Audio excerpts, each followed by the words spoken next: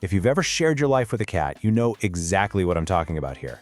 You walk right into the kitchen, you look up, and yep, there they are, just chilling on the highest, most inaccessible sliver of space they could possibly find. I mean, we've all been there, right? You look up with pure exasperation, maybe a little bit of concern that they're gonna fall, and you ask them to please just get down. And what happens? You're met with this motionless, entirely unapologetic stare. They don't budge. They don't even blink. They just look down at you like your request is literally the most unreasonable thing they've ever heard. Well, let's really dive into this, because what you are actually witnessing here, it's not stubbornness, and it definitely isn't defiance. We naturally tend to look at this through our human lens, just assuming they're being difficult.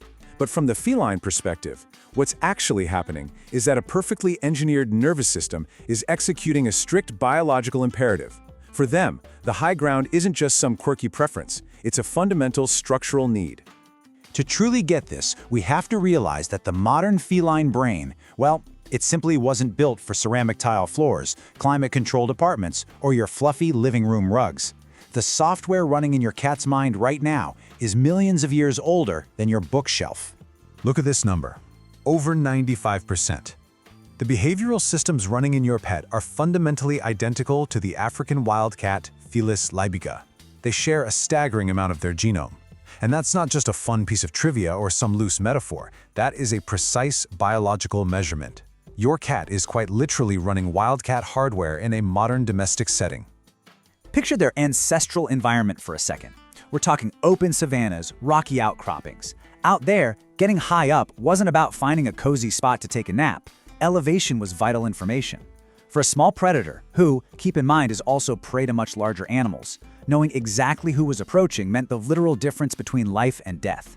And the typical living rooms and hallways of our modern homes, they just don't provide that natural vantage point.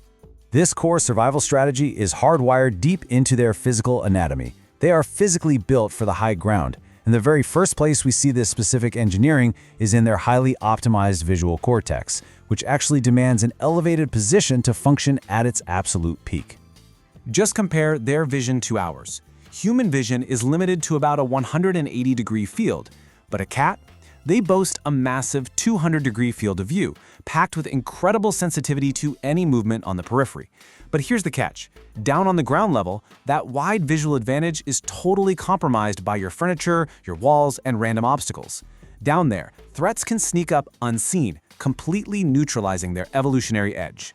So this brings us to a really fascinating concept that behavioral ecologists call the unrestricted threat detection radius. It's a bit of a mouthful, but by climbing to the top of your refrigerator, your cat achieves exactly this state. The fridge basically acts as the ultimate vantage point.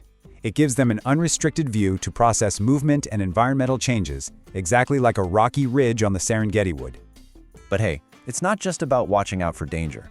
Elevation actually triggers their ambush hunter software. You see, the African wildcat hunts through clever positioning and perfect timing, not by running things down. So when your cat is up high, just casually observing you walk across the room, it primes their neural circuitry. The visual tracking, the absolute body stillness, that intense focused attention, it's all preparation for initiating a descent from above, even if they're literally just watching you carry laundry down the hall. And get this, they are physically built to handle these crazy precipices. Their hyper-advanced vestibular system, those are the inner ear structures that regulate balance, is just unbelievable. They can maintain flawless posture on unbelievably narrow edges. We're talking as thin as exactly 2 centimeters, without feeling even the slightest inner ear disruption or spatial disorientation that any human would feel at a similar scaled height. This neurological writing reflex is so incredibly efficient that, back in 1987, a famous study from the Animal Medical Center in New York looked at 132 cats that had fallen from buildings. And the results? A mind-blowing 90% survival rate. Interestingly, cats falling from higher up actually often had lower injury rates because they had the time for their reflex to fully kick in and maximize drag. It just goes to show you, height isn't a danger to them. Height is their native state. Now, the high ground isn't just about their physical hardware or hunting programs. It is deeply, deeply tied to their internal neurochemistry and their overall emotional well-being. Getting up high physically changes how a cat feels on a chemical level. It's almost like self-medicating with altitude. Check out this fascinating data from the University of Zurich that highlights this perfectly. Researchers found out that cats denied vertical access didn't just act frustrated, they actually exhibited significantly higher urinary cortisol levels, which is a major biological marker for chronic stress. Conversely, when they were provided with vertical space, their heart rate stabilized and their cortisol dropped. It isn't a lack of floor space that stresses a cat out, it's the absolute absence of elevated resting options. So this whole idea is actually beautifully captured by, of all people, the Stoic philosopher Marcus Aurelius. He wrote that a living system behaves according to its design when the environment permits it. When your cat scales the bookshelf or jumps onto the kitchen cabinets, it's not misbehaving. It's simply a living system achieving total alignment with its fundamental nature. It is, quite literally, following the right road. Okay, there is one final, really fascinating layer to this behavior, and it totally shifts how we need to look at multi-cat households. The high ground isn't just about predator and prey dynamics, it's also heavily involved in their complex social structure. And the global pet industry completely gets this biological need. I mean, as of 2023, they are selling commercial cat trees to the tune of $600 million. Think about that. These structures are basically indoor approximations of termite mounds or fallen trees. When you buy one of these, you're actually giving them the critical environmental geography that their ancient brains are desperately searching for. And this perfectly illustrates some really awesome findings from UC Davis veterinary researchers. They discovered that in a cat's social ecology, simply moving upwards is the single safest way to establish status. That higher position naturally signals priority access. So the cat that sits higher up makes the argument of dominance without having to actually fight for it. It's brilliant. It avoids the energetic cost and the very real injury risk of a direct fight. So let's pull all this together. When you demand your cat gets down from the cabinet, you aren't just asking them to move a few feet. You are unknowingly forcing them to surrender their threat detection range, their predatory positioning, their cortisol regulation, their social status, and their overall neurological equilibrium. You're asking them to give up a state that their nervous system was specifically engineered to seek out.